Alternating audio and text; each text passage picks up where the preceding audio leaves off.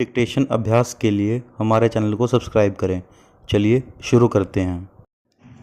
प्रतिलेखन संख्या 81। मानक रेडी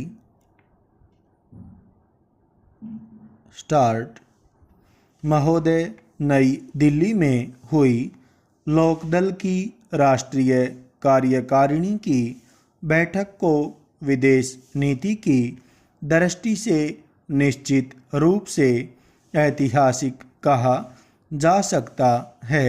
पूर्णविराम। आश्चर्य है कि राजधानी के समाचार पत्रों ने इसे अनदेखा कर दिया।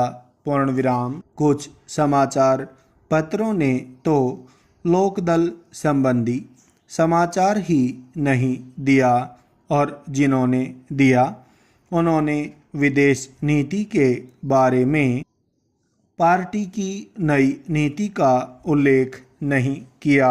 पूर्णविराम। लोकदल एकमात्र गैर कम्युनिस्ट प्रमुख विपक्षी दल है जिसने खुलकर अमेरिकी नीतियों पर प्रहार किया है।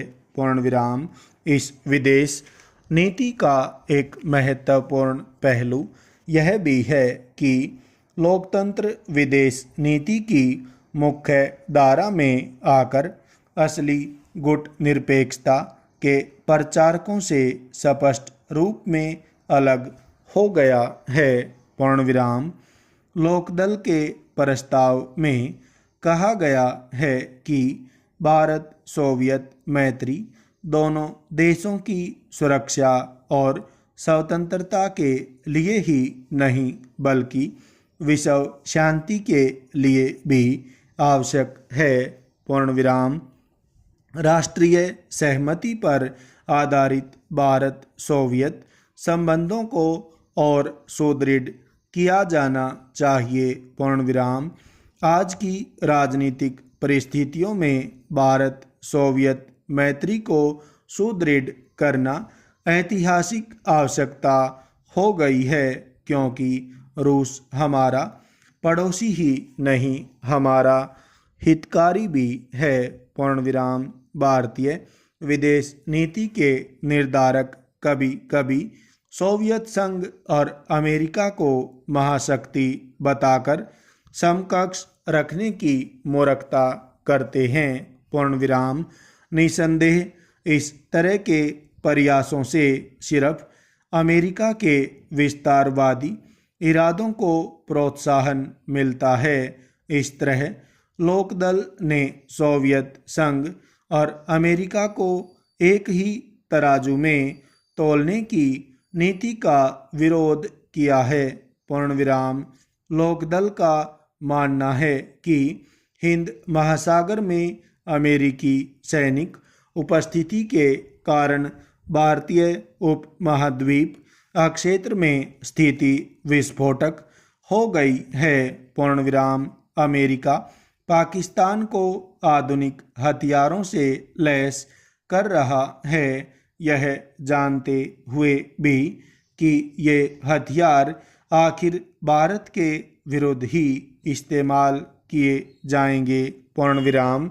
इसमें भारत की सुरक्षा को गंभीर खतरा पैदा हो गया है।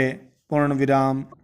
यही नहीं 1971 के भारत पाक युद्ध के दौरान अमेरिका ने भारत के विरुद्ध परमाणु अस्त्रों के इस्तेमाल का भी विचार किया था। पूर्णविराम। उत्तर भारत का एक प्रमुख विपक्षी दल होने के कारण लोकदल साम्राज्यवाद उपनिवेशवाद और नस्लवाद के विरुद्ध संघर्ष का पूर्ण समर्थन करता है। पूर्णविराम। अभी तक भारतीय कम्युनिस्ट पार्टी मार्क्सवादी कम्युनिस्ट पार्टी और सत्तारूढ़ कांग्रेस पार्टी द्वारा ही यह समर्थन व्यक्त किया जाता रहा है। पूर्णविराम। यहाँ भी लोकदल की विदेश नीति में एक नए तत्व का प्रवेश दृष्टिगोचर होता है। पूर्णविराम। साम्राज्यवाद उपनिवेशवाद और नक्सलवाद के विरुद्ध संघर्ष भारत के स्वतंत्रता संघर्ष की विरासत है। पूर्ण विराम। लोकदल ने नाभिकीय अस्त्रों के प्रसार और प्रयोग पर पूर्ण प्रतिबंध की मांग करते हुए इस बारे में सोवियत कम्युनिस्ट पार्टी के महासचिव की घोषणाओं का स्वागत किया है। पूर्ण विराम।